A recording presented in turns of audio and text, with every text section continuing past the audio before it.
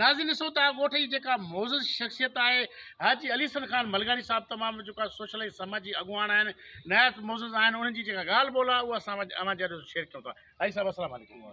हाजी साहब ॾिसो पिया जेका अवां जे हिन यूसी में अवां जे विलेज में जेको नुक़सानु थियो आहे उन हवाले सां अवां पंहिंजो व्यूज़ ॾियूं।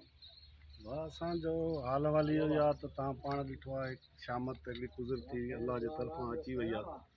उनखे हल करण जे लाइ सियासी माण्हू जेके आहिनि असांजा चूंडियल नुमाइंदा आहिनि का बि इन तरीक़े सां मदद कान कई अथऊं। इहो पाणी बि असां ॻोठाणनि पंहिंजी मदद सां पाण पंहिंजी जेका बि पंहिंजो हाल आहे पाण उहा हिमत कराए पंहिंजे घरनि जो पाणी कढायो आहे।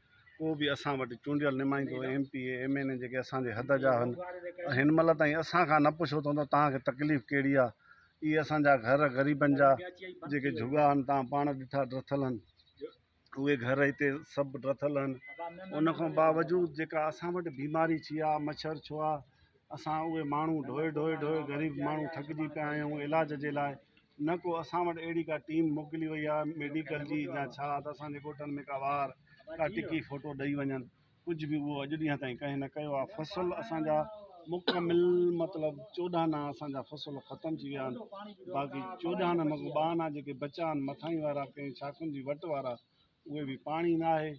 पाणी मजबूरी आहे पाणी नथो अचे उहो वण असां बि सम्झूं था पर उहे वञनि था फसल ख़तमु थी। बाक़ी 14 आना फसल रुपए मां असांजो जेके बि हिते असां पंहिंजी बिरादरी जी ॻाल्हि कयूं था हूअं त मुल्क ख़तमु आहे पर असांजा हिते जेके 5 ॻोठ 4 ॻोठ आहिनि उन्हनि जा फसल रुपए ते रुपयो उहे फसल तबाह चलनि।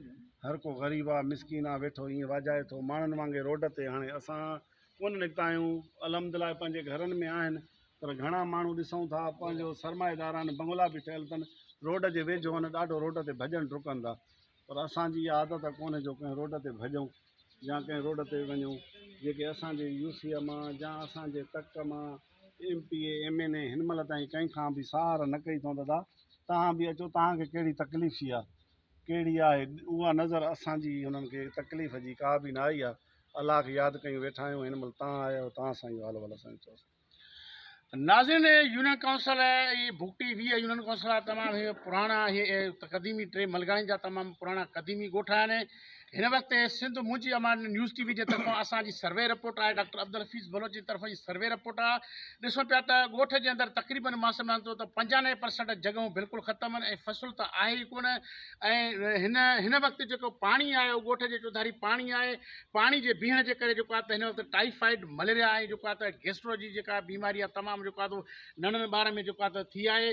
हिन वक़्तु ॾिसूं पिया जेको गवर्नमेंट जे तरफ़ां का बि सहूलियत कान्हे का गवर्नमेंट जेका आहे सिंध हुकूमत आहे पाकिस्तान पीपुल्स पार्टी जा चूंडियल नुमाइंदा आहिनि। हिन वक़्तु ताणी हीउ भुटे जो शहर आहे।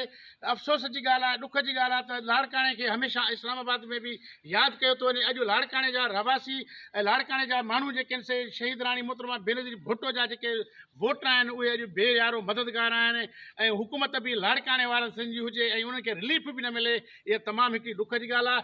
सिंध मुंहिंजी अमां न्यूज़ TV में ॻोठाणनि जेको इज़हार कयो आहे हिननि सुप्रीम कोर्ट खां मुतालबो कयो आहे ऐं सुञाण धुरनि खां मुतालबो कयो आहे त ख़ुदारा असां बि इंसान आहियूं असांखे बि इंसानियत जो जीअण जो हक़ु ॾिनो वञे। मेरिट जे बुनियाद ते DC लाड़काणे खां बि मुतालबो आहे त ख़ुदारा ॻोठ जी इन्वेस्टिगेशन करे मेरिट जे बुनियाद ते जेको फसल तबाह थिया जेके जॻहियूं किरियूं आहिनि उन ॻोठाणे खे मुआवज़ो ॾेई करे ॻोठाणे में एहसास कमतरी जेको आहे तो ख़तमु कई। कैमरामैन मुश्ताक मुगैरी सां गॾु डॉक्टर अब्दुल हफ़ीज़ बलोच खे ॾींदा इजाज़त। अल्लाह निगहबान। पाकिस्तान ज़िंदाबाद।